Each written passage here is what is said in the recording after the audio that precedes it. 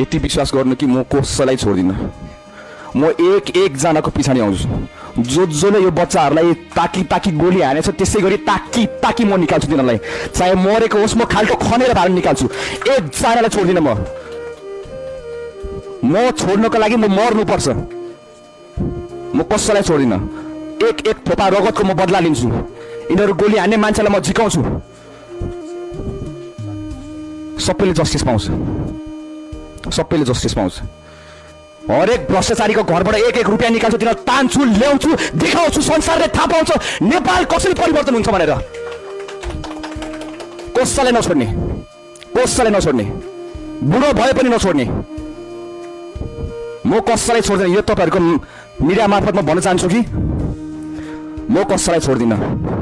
म एकजनालाई छोड्दिनँ। म मेरो देशको कसम खान्छु।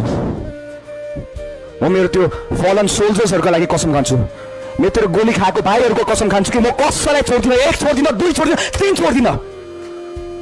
भाइहरू विदेश गएकै छ, बहिनीहरू विदेश गएकै छ।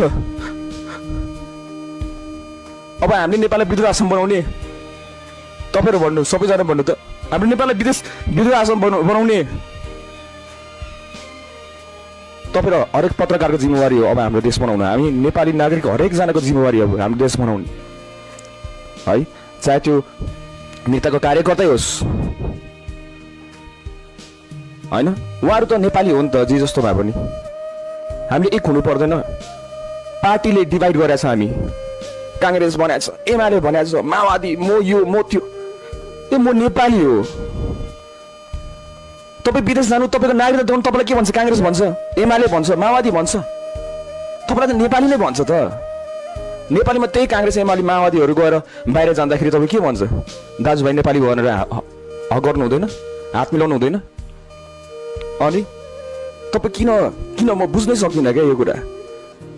किन बुझ्नु सक्दैन कि हामी पार्टी भन्दा माथि हाम्रो झन्डा छ, हाम्रो देश छ भनेर हामी किन बुझ्नु सक्दैन हामी नेपालीहरू?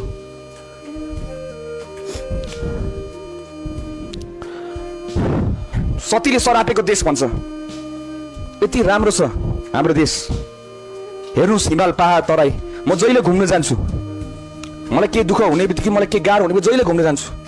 झरना हेर्छु कति राम्रो छ, पहाड हेर्छु कति राम्रो छ। रमाउँदै हिँड्छु म आफ्नो देश हेर्दै। घरमा फर्काएपछि सबैजना त्यही दुःख देख्दाखेरि कति गाह्रो हुन्छ मलाई।